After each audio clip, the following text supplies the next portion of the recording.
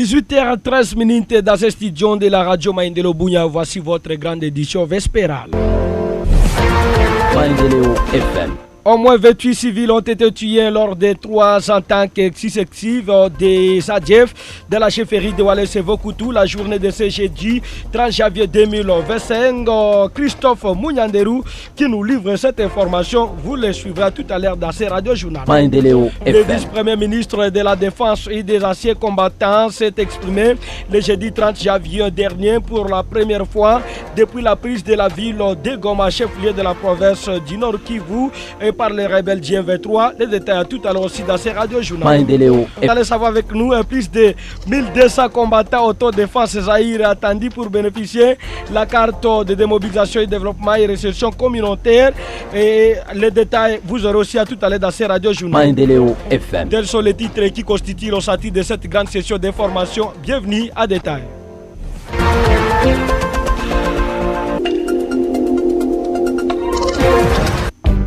Ce journal vous est présenté par Jospé Ouajorkim.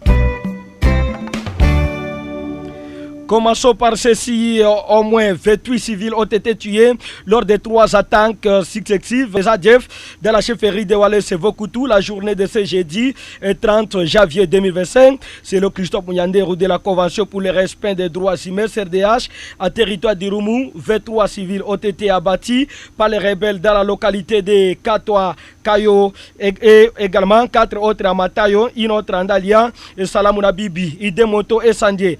Je vous propose de suivre Christophe Mounyanderou dans ses propos recueillis par Maïndelo Bounia. 28 civils tués, dont 23 à Katoa Kasoya, 4 à Mataha et une personne a été tuée au niveau de Ndalia sur la RN4 et précisément dans le quartier Salamuna Bibi. Et ces derniers ont incendié des motos. Jusqu'à présent, nous ne savons pas l'autre qui était sur la deuxième moto et où serait-il. Et signalons que c'est grâce aux Azalendo du mouvement phare qu'on a pu limiter les dégâts.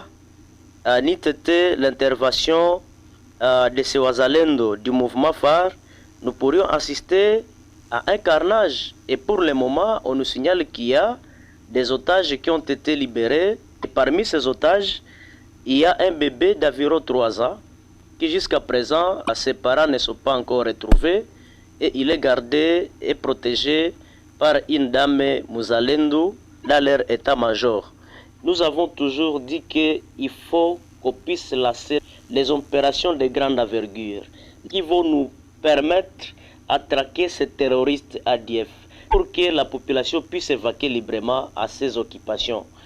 Le gouvernement central doit comprendre que l'entité où ces terroristes ADF sont en train d'opérer est trop vaste. Il faut qu'on puisse augmenter les effectifs militaires. Mais jusqu'à présent, c'est une négligence parce que quand on demande qu'on puisse nous augmenter de l'effectif et le gouvernement central ne réagit pas, on se pose plusieurs questions de savoir si réellement les autorités nous écoutent ou soit ils font les sourds d'oreilles. Plus de 1200 combattants autodéfense Zaïre attendus pour bénéficier de la carte de mobilisation de développement et réception communautaire. Ce vendredi 31 janvier 2025 était l'ouverture officielle de cette activité à Mabanga dans la chefferie de Mambissa. Nous sommes dans le territoire de Njugouani-Touri. La cérémonie a été présidée par la coordinateur national, M. Tagui Tita, et qui s'est dit engagé pour l'accompagnement des ex-combattants autodéfense dans le processus de la paix. Suivez-le au micro de Jean-Christian Bafoua, notre confrère journaliste de la radio Candip qui était sur place. L'impulsion de son excellence Félix Antoine Tshisekedi Tshilombo peut vous aider à créer l'exploitation minière bénéficie aux communautés et soutient la paix, cela de manière plus juste et équitable. Dans ce sens, notre engagement est ferme. Un processus structuré et sécurisé de désarmement et de démobilisation. Voilà pourquoi j'ai tenu moi-même à être avec vous aujourd'hui et de procéder au lancement officiel de cette activité qui revêt une grande importance à mes yeux. Un accompagnement socio-économique pour les ex-combattants et les communautés. Là, il faudrait savoir que la grande préoccupation, c'est qu'après le désarmement et la démobilisation, se pose un certain nombre de questions dont l'avenir. Qu'est-ce que ceux qui ont déposé les armes vont devenir? Et nous avons ce privilège et cette chance d'avoir la compétence, d'avoir l'expertise et les moyens nécessaires au niveau du gouvernement et de tous les partenaires qui soutiennent ce programme pour vous accompagner. Il s'agit également d'une collaboration étroite avec les communautés et le secteur privé pour garantir la stabilité. Mes très chers parents, chers frères, chères sœurs, Bandougu Yangu, l'heure est venue de tourner la page de la violence et d'écrire ensemble un avenir de prospérité. Le gouvernement et ses partenaires sont à vos côtés. La paix ne se décrète pas seule. Elle se choisit et construit. La paix ne se décrète pas toute seule avec les mots, mais elle se choisit, elle se construit. Voilà pourquoi je rends hommage à mes frères qui aujourd'hui ont fait le choix d'arrêter la violence et de choisir le chemin de la paix. Et je peux vous garantir que ce choix que vous venez de faire, il est très important pour l'histoire de notre pays et vous pouvez compter sur mon accompagnement et sur mon soutien.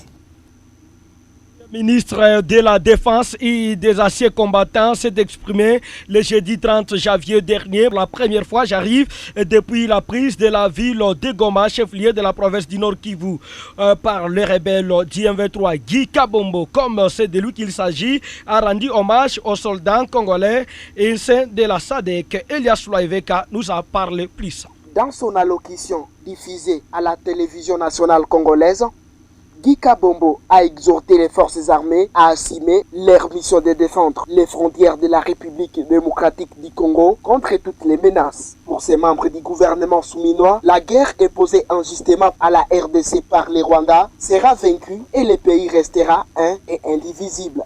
Par ailleurs, il a annoncé avoir ordonné que tous les plans et instructions concernant des prétendus dialogues avec les M23 soient brûlés. Je veux le dire ici, c'est faire la guerre par mer, par terre et par air, de toutes nos forces et avec toute la force que Dieu peut nous donner, de faire la guerre contre la tyrannie monstrueuse, jamais surpassée dans les sombres et lamentables catalogue du crime. Dans ce contexte, Guy Kabombo a rendu hommage aux soldats congolais et à ceux de la SADC qui ont tombé sur les chars d'honneur.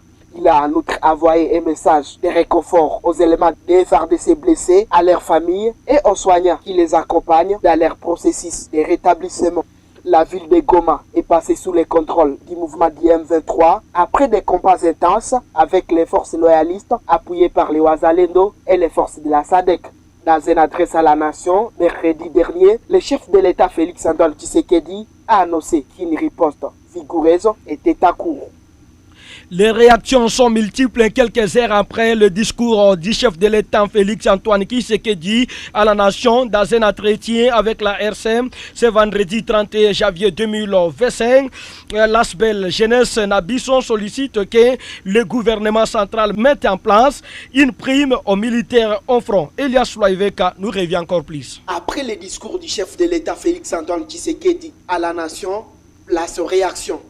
L'ASBEL Jeunesse Nabisson dit soutenir à 100% la vision du chef de l'État, car, dit-elle, les voies à la négociation restent ouvertes, mais dans les conditions voulues par les pays d'Emery Patrice Lumumba. Xavier Hassani est son coordonnateur. Oui, nous venons de recevoir un coup fort, mais je pense que dans un combat, il y a toujours des coups qu'il faut savoir encaisser, mais rester debout pour protéger l'honneur, le respect et la dignité. Je suis tout à fait contre ceux qui imposent la République, la négociation avec les M23, et ces gens doivent savoir que l'histoire retiendra qu'ils ont été complices de ce qui se passe dans notre pays. C'est ridicule de voir certains pays du monde chercher à nous imposer la négociation avec le Rwanda. Selon notre hôte du jour, la situation que la République démocratique du Congo fait actuellement face est comparable à un match de football où les joueurs qui sont sur terrain doivent être motivés. Moi, Xavier, je suis d'accord qu'on ne me paye pas même 2 mois, mais pour qu'on mette l'argent à la disposition de l'armée. Qu'est-ce qui empêche au gouvernement de mettre en place d'abord une prime spéciale de guerre pour tous nos militaires? militaires. Ne fût-ce que $1000, $1000, pour tout militaire qui se bat là-bas, pas seulement des généraux, tous les militaires jusqu'aux soldats de rang,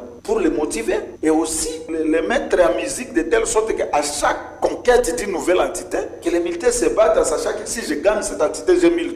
C'est ça les stratégies qu'il faut mettre. Précisons ici des Souké, malgré l'avancée de cette rébellion soutenue par Kigali, l'armée congolaise reste déterminée à reconquérir toutes ces entités occupées par l'ennemi. La population de la chefferie de Babila Babombi appelée à contribuer en termes de vivres et non-vivres pour soutenir les FARDC et les volontaires Ouazalendou engagés dans la guerre contre les Rwandais sous le rebelle du M23 province du Nord Kivu. L'exhortation contenue dans une déclaration émane ce vendredi 31 janvier 2025 de la synergie des structures citoyennes de cette partie sud du territoire de Mambasa. Parlons de ceci, le CIDIP déplore le pillage systématique de la Trépon à ville de Goma et Siké, la destruction et le vol des équipements de son bureau administratif. Ces actes de pillage ont été perpétrés entre le 28 et 29 janvier dans un contexte de la chute de la ville de Goma entre le mai du M23. L'ensemble du produit agricole stocké dans un entrepôt d'une capacité de 500 tonnes, notamment les haricots, des pommes de terre, a été apporté, de même que tous les matériels logistiques immobiliers de bureaux. Suivez Sage Massinda dans cet élément sonore. À plus du vol des biens, les assaillants ont commis de graves actes de vandalisme, arrachant la grille de l'entrée principale, les portes des bureaux à l'intérieur, ainsi que les réseaux électriques. Tous les fils et luminaires ont été également emportés. Ces pillages ne représentent pas seulement une perte matérielle pour les CIDIP, mais il constitue aussi un coup dur pour la sécurité alimentaire des petits producteurs agricoles qui voient leurs efforts anéantis. La destruction de cet entrepôt risque d'aggraver la vulnérabilité des communautés rurales déjà affectées par l'instabilité et la précarité économique. Le nouveau président du conseil territorial de la jeunesse du territoire d'Irumu est connu. Il s'agit de M. Jean Kanayeye qui succède à Jean Kele Bissabo qui est député provincial. C'était à l'issue des élections organisées ce vendredi 31 janvier 2025 à Irumu, chef-lieu du territoire d'Irumu. M. Jean Kanayeye a écarté son rival M. Lumbabo Mugambuzi au deuxième tour, 30 voix sur 28. Confiant à la presse dans ses premiers mots. M. Jean Kanaye appelle la jeunesse à la collaboration et à l'unité. On l'écoute dans cet élément recueilli par Maïndelo Bounia. C'est avec joie que je prends la parole de vous remercier à travers cette activité de choisir les représentants des jeunes du territoire d'Irumu. Les combats n'est pas facile, mais avec vos efforts, comme nous l'avons dit tout au départ, nous sommes les enfants de la même famille. Raison pour laquelle quand nous nous retrouvons ici, il y a les gens qui se posaient des questions. Pourquoi les élections vont toujours comme ça? Donc, il y a confiance que la jeunesse du territoire d'Irumu a placé à nous. Sur ce, je vous demande de travailler en collaboration. Et n'hésitez pas, quand il y a un problème, de nous contacter. Parce que ça vous, même les comités qui viennent d'être installés ici, on ne peut pas faire quelque chose. Ça demande votre contribution. Je vais remercier l'administrateur du territoire d'Irumu pour tout ce qu'il a fait pour l'accompagnement de cette activité. En tout cas, il mérite des applaudissements. C'est avec ces mots que j'ai dit l'union fait la force. Pour l'administrateur militaire du territoire d'Irumu, ce nouveau comité doit faire un bloc pour accompagner les chefs de l'État afin de pacifier l'Est du pays tout en mettant en première position la devise du territoire d'Irumu. Écoutons le colonel Siro Simba Bungaja.